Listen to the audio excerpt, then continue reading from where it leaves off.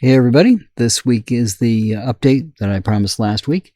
Um, if you go to the Life Hacks and Such webpage, I'll put the link in the show notes, you will see that there are two videos.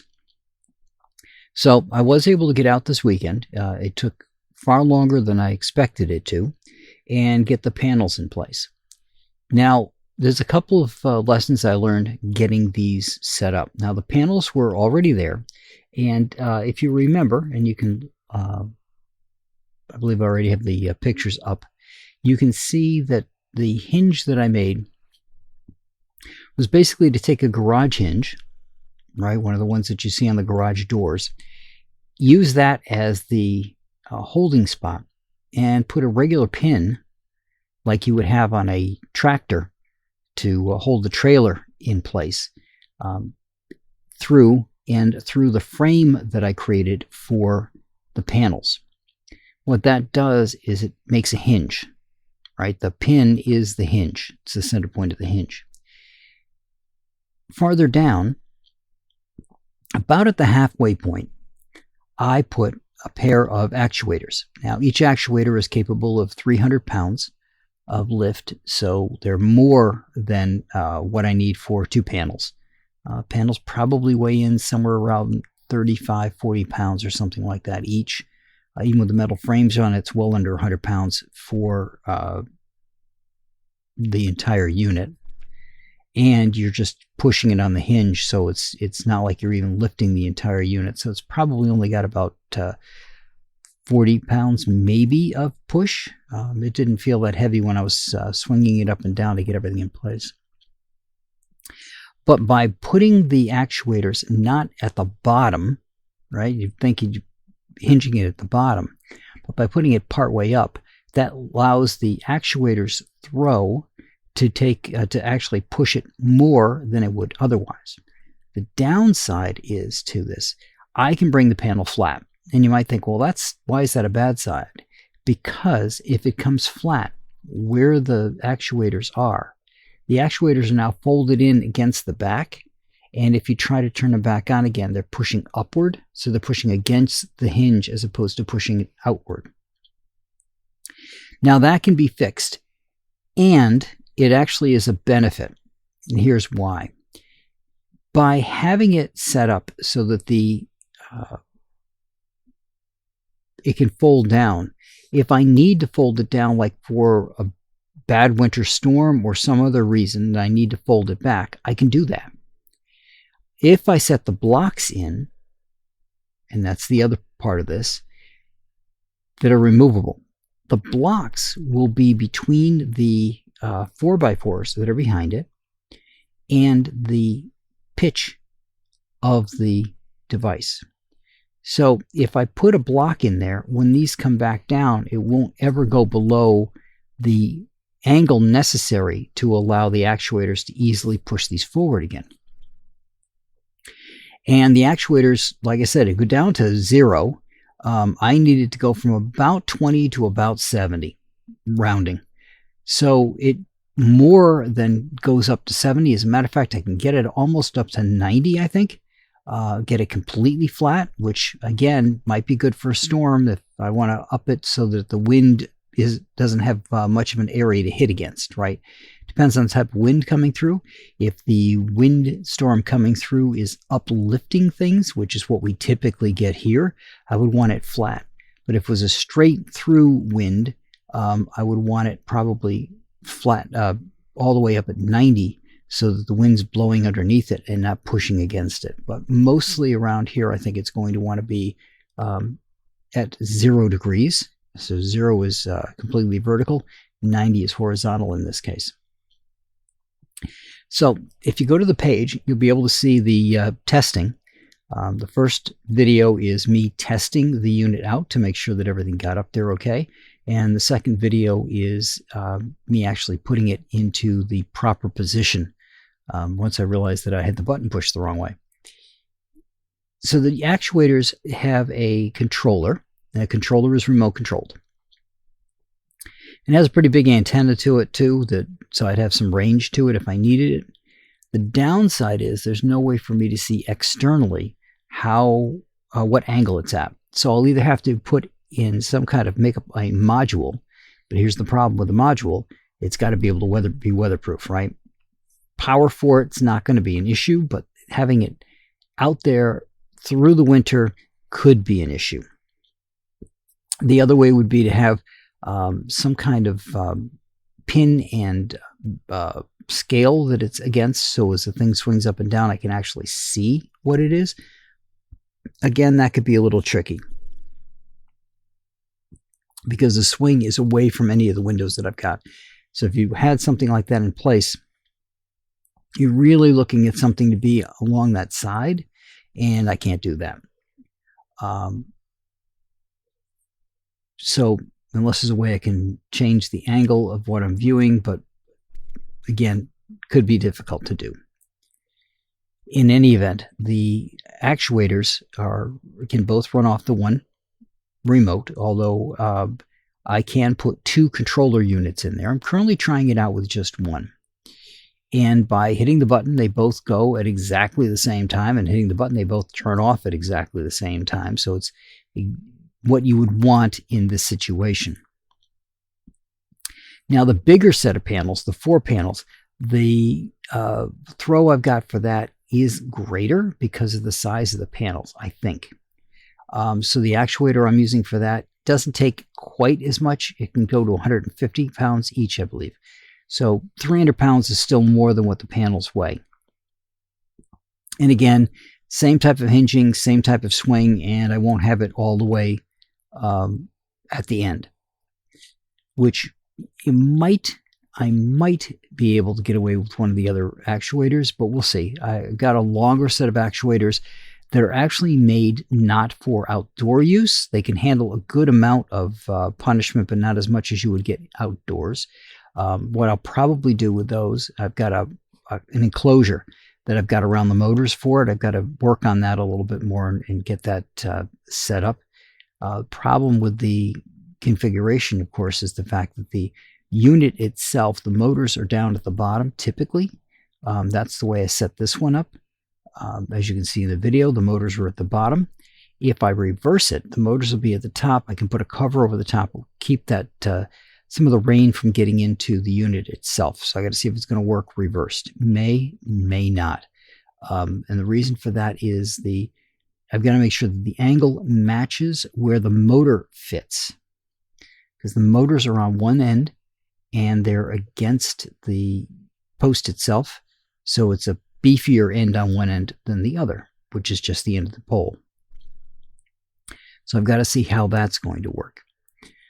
Again, the entire purpose of making them movable is it allows me to do a 20 to 70 degree change, right? So I rounded, it's more like about 25 degrees in about 65, 68 degrees swing. So about a 40 degree swing that it's got to do in order to get the most power out of these panels. Now, the other way of getting more power is just to add more panels. Well, the problem, what I've got here is my roof is at a 16 degree pitch, right? So it's 16 degrees down from 90. So in high summer, right, 90 minus 16 is going to put me at 74. 74. So that's an okay pitch. Remember, I'm going to go up as high as about 68, 69. So it's still not quite right. And that's only at high summer. So the rest of the year, if I had something on the roof because of that pitch, the sun is going to be hitting it at more and more acute angle, meaning that less of the power is hitting the panel in one piece. The panels do best when the sun is hitting it square on. So if you were to put take a plastic container or plastic lid and put it on the panel, you would want to see no shadow. Then the sun's locked in and that's where you want it. Well, I can't do that.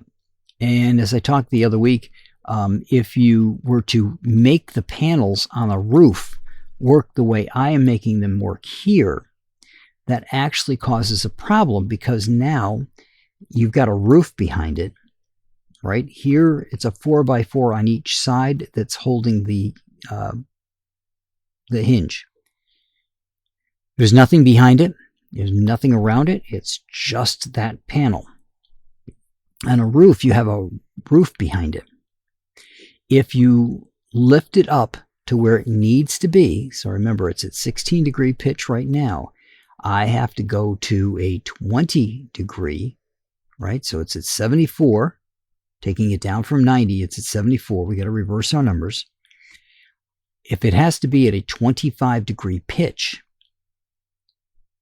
all right, that means it's now a 65-degree change in pitch, or about 50 degrees lower than what the pitch is on the roof right now, 49.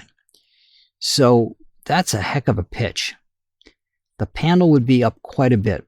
Now, you can think of things like snow getting behind it, right? If you're on a regular roof mount, the panels are mounted directly to the roof. That does a couple of things. The first is it allows you to bolt them down to the roof so that any wind hitting it is now distributed across all the panels, and it's across all those mount points, so it's less likely to rip it off your roof. Here, we would have 4 basic mount points, 2 with the hinge and 2 with the actuators. You have more actuators, obviously. And again, if you've got actuators, then you're never going to be able to get it back to that perfect pitch, because the actuator itself has a size to it that you're never going to get below, which means you now either have to mount the entire panel up off the roof, which you could do. But again, you're still going to have a sail on your roof if it's pitched up that the wind could hit and try to take off. You would have to, at the very least, bring that down to as flat as you could possibly get it. And that's going to be difficult because you now have to build it up in order to allow the actuator to give the full range of motion that you want. Also, roofs can get ice, and you'd have ice underneath them. Plus, these things can ice up, and if they're on the roof and they got snow behind them and they're iced up, how are you going to bring it back down to the as flat as you can be if you have a windstorm come through? So there's a lot of problems doing this on a roof mount. That's why I went with the 4x4s. So you could think of, and some places do this, they don't pitch them at all. They just have a row of panels, usually bifacials is the way they've got them set up, with one of the primary sides facing east, the other primary side facing west, and think of it as fence, right? One top, one bottom, all the way out the fence. That allows the sun to never be exactly where it needs to be. And what do I mean by that? Well, you're going to have to put some white stone on either side and then keep it white. That's to allow the reflected sunlight to hit the panels better. The panels are never in line with the sun, so you're never going to get that 100% sun coming into them. Problem number one. But because they're bifacial, you get the primaries on one side get the power in the morning, and the primaries on the other side get the power in the afternoon, but you still pick up about 50% of the other panels the other two times, and at noon you lose power because the sun's directly overhead along your fence, and that's not going to give you any real light on either side. The problem with that whole rig is your panels are never directly in the sunlight. So if you have a 220 watt panel and you've now dropped it down to about 50% right on one side, so you got 220 on one side, 110 on the other, but the sun's never going to hit that panel square on, you're probably talking more in about the 50% range to begin with. So you're going to get maybe 110 on one and maybe 55 on the other. It'll vary depending on where the sun is in the sky, and because you're doing east-west or a north-south panel, because you're looking for east and west light, you can't have anything on either side.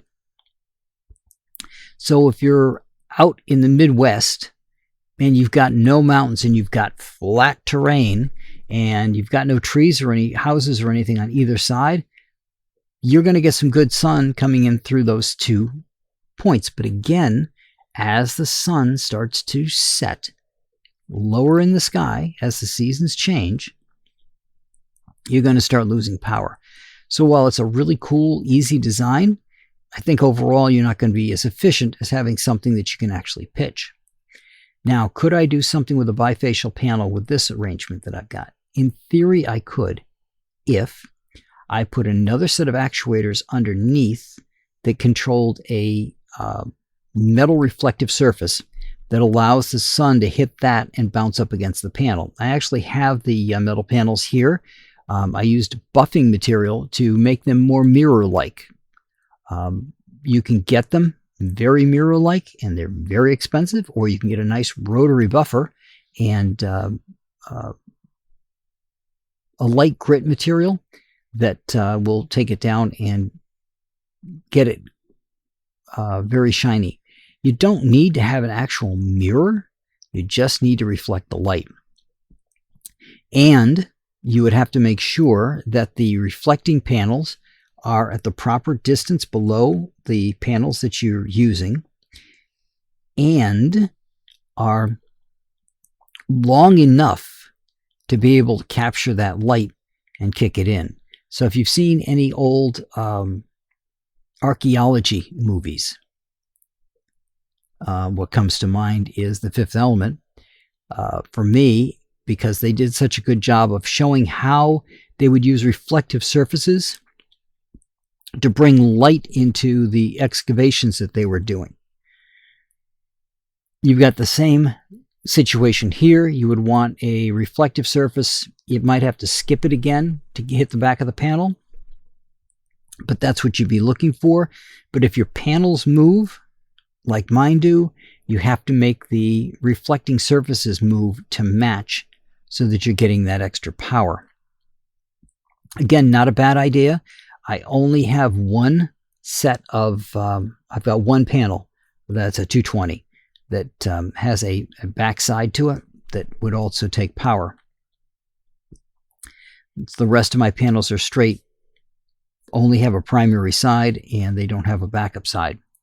So it wouldn't do me much good right now for that. My original design was just to have a couple of solar panels mounted, the 4, and to put another mount in for this one panel and test it out to see how the power hits up from the underneath. The problem I've got is it's a Renogy panel. The Renogy panel will work just fine with my Delta 2. My Delta Pro Ultra doesn't like the Renogy panel. If I hook the panel into that configuration, it actually was taking it offload, taking the entire system offload. It didn't matter if I had it on the high or the low setting, it was still taking the system offload because the output of the panel is such that the unit doesn't like it. Delta Pro 2, the Delta 2 does like it. It's a little bit more forgiving of the power coming in, apparently, and I can use that panel to do that.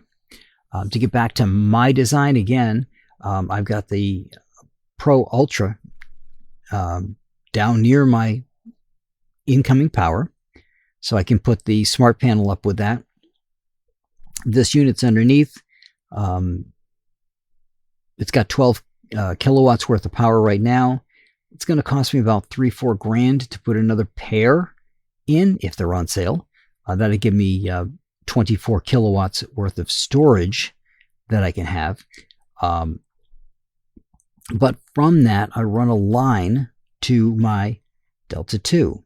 The Delta 2 is, its primary is a kilowatt. It's got a secondary kilowatt to it, so I've got 14 kilowatts worth of power in the house. That one runs my stove and runs my air fryer, runs the kitchen basically, except for the big appliances. Doesn't run any of the, I've got nothing running the big appliances right now. I have a backup refrigeration system should I need it if the power is out for any length of time. But the Delta 2 gets its power both from solar, and there's a way to set up the time that it gets, how it gets its recharge. So I can say during the time that I've got sunshine, the Delta 2 will get any additional power it needs from the outside. If I have the Delta Pro on, feeding this unit, what happens is anything I draw from the unit comes from the Delta Pro Ultra and not from it. It's being used as a pass-through. I have to turn off the Pro Ultra's feed to this unit in order for this unit to then be used directly. However, because I had the APC unit plugged into it, every time I take the Pro Ultra off, the APC unit now panics because it doesn't think it has any electricity coming into it and goes into battery mode. I haven't quite figured out why that's happening. I think it's something to do with the way that the Delta 2 has a cutover time, whereas the Pro Ultra does not. And that is when the power goes out, the Delta 2 will kick in, but it kicks in after. The Pro Ultra is supposed to just kind of like immediately kick in. And I think it's that discrepancy, the differences between the two, that makes the APC panic a little bit. But what I can do is I can turn off the Pro Ultra. I can make my pancakes or whatever I'm making on the stove, make myself dinner. I can make brownies or bread or something like that in the oven. And all of that will come off of the Delta 2. Then when I turn it back on so the Ultra is coming in, the Ultra will then just power anything additional that it needs and not fill this up between the hours of, I think I've got it set to 7 to 7. So if it's between 7 a.m. and 7 p.m., it's going to exclusively use power coming from the Renogy 220 watt panel. If it gets past 7 p.m. or it's before 7 a.m. and there's a draw on it, that power will come from the Delta Pro Ultra, which also has its own set of solar panels. So I'm basically using the Pro Ultra as a well and the Delta 2 as a cistern. The cistern gets water either from the well or from a secondary water source, if you will, and the Pro Ultra gets it from the primary water source and then can be piped to where it needs to be. So that's the way I've got it set up. Being able to move those panels will allow me to get more power from the sun than I would if they were fixed to the roof. And it also, having these other in there, putting the pair in, gives it a little more structural integrity. Right now it's got something holding it on both sides as opposed to one side, and it makes it much more stable. If you were wondering how was I doing it before, well, the 4-panel unit, I can tie it to the 4x4s that hold up the 2-panel unit, because that's a little lower than the 4-panel unit. And I can tie ropes from one to the other, which allows me to pull that unit out, not as high as it needs to go, but I can pull that out and lock it into place on both sides. With the 2 unit, I had a wooden piece that I would put underneath to hold it in place. Could I have done it differently? Yes. If you look up, you can find that there are roof mounts for RVs, and that allows you to lay the panel flat while you're driving and then pop it up, and they've got arms that come out to lock things into place. I could put something like that in place here. I could have. I chose not to. The actuators are going to be enough to hold it in place. And again, if I think in the winter that I need to take it down or something, I can just lay it flat. And once laid flat, I could actually take the actuators out for the winter if I wanted to. But again, I don't really want it to be flat, right? It's got to be at the 25 degree pitch at least. So I could put blocks in place so that it's going to be at 25 degrees and then take the actuators out. So it still gives me that possibility of taking the actuators out over the winter and keeping them protected. But again, that 25 pitch isn't for the entire winter. It's like December and January, it's at 25, and then it starts to go up on both sides of that. So November, it's not quite as far down, and February, it's starting to go back up. So, you know, in order to get the most power, this will let me do it. The control unit is in a weatherproof box. I'm going to attach glands to the weatherproof box. You can see it in the video sitting on the porch. It's going to be a good box to keep everything protected during the, keep it out of the rain and everything. And I'll have another gland coming out for the power source because it has to be powered. The system that will track the sun that I need to put together has the same actuators as this one. And it also needs power. So I'll be running another line into the house to run the power and probably running the power off the Delta 2. Just so that the Delta 2 is keeping everything where it needs to be. These actuators are not going to need power except when I want to make it move.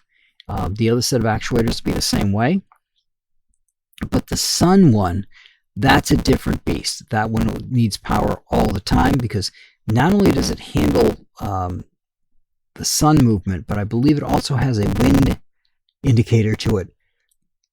And I think that locks itself up at 90 degrees should the wind come through for it. I got to take a look at the instructions for that, but I think that's what it does. It goes up into a locked position so that the wind has less impact on the unit. But I wanted to give you guys that update. I've got the videos posted on there. And like I said, the link will be in the show notes. If not, you can go to Life Hacks and Such. Can't remember the end of the URL. You got to go to lifehacksandstuff.info. And it'll be episode 100 in the blog posts. So that's what I got for you guys this week. I will talk to you all next week.